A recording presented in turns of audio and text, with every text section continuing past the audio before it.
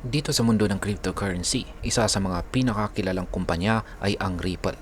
Kamakailan lamang ay in-announce po nila ang isang malaking pagbabago sa kanilang branding, kabilang na po ang kanilang website at social media presence. Pero ano nga bang ibig sabihin nito? May epekto ba ito sa atin bilang mga Pinoy crypto traders at investors na XRP?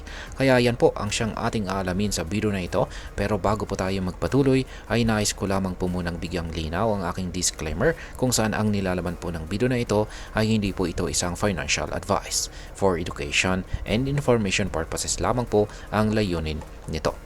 At ayan, nito pong February 14, 2025 ay inannounce po ng Ripple sa kanilang official na X, dating Twitter, sa kanilang account na nagbago na ang kanilang branding. Ayon po sa kanilang post, sila ay papasok sa isang bagong phase na may panibagong direksyon at saka layunin. At ito po ay ang pagtatayo ng tinatawag nilang Internet of Value or IOV at Global Financial Innovation. Makikita natin sa kanilang bagong website ang mga produktong tinututukan ngayon ng kumpanya. Kabilang po rito ang cross-border payments, digital asset custody at saka stable coins. Ayan, hindi na lamang po sila nakatuon sa mabilis at murang pagpapadala or transfer ng pera, kundi pati na rin sa pag-aalaga at pag-i-store ng digital assets. Ngayon, ano po ang mga product ng Ripple ngayon? Yan. Una ay ang cross-border payments. Ito po ay nananatiling pangunahing serbisyo ng Ripple. Layunin po nilang gawing mas mabilis, mas mura at mas epektibo ang pagpapadala ng pera sa iba't ibang bansa gamit ang blockchain technology. Pangalawa ay ang digital asset custody.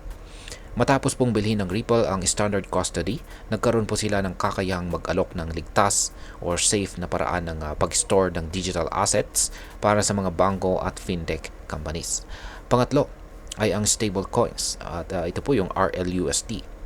Ang Ripple USD or RLUSD ay isang stable coin na inilaunch po nila noong nakaraang taon.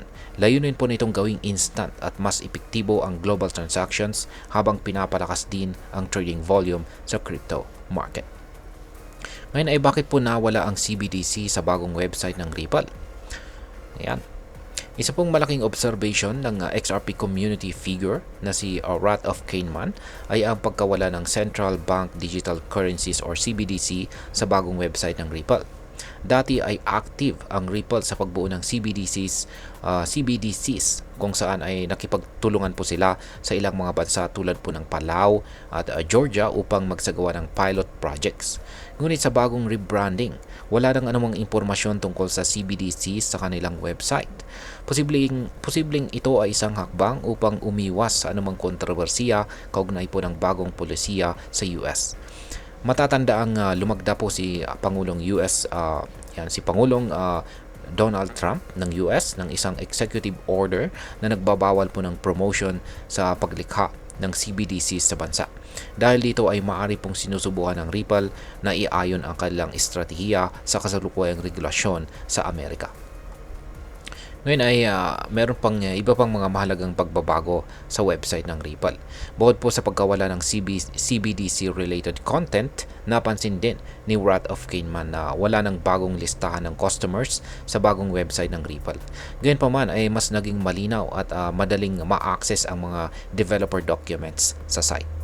Isa pong kapansin-pansing detalye ay ang pag-highlight ng Ripple sa kanilang Web3 investments, kung saan ay ipinakita nilang nakapag-invest na po sila ng mahigit $600 million sa sektor na ito at mayroong higit 70 na direct investments. Ipinapakita po nito na seryoso ang Ripple sa pagpapalawak or expansion ng kanilang presence sa Web3 ecosystem. Ngayon ay ano po ang epekto nito para sa atin bilang mga Pinoy crypto traders at investors ni XRP? Ayan, para sa atin ay ang pagbabago po sa branding ng Ripple ay may ilang implikasyon.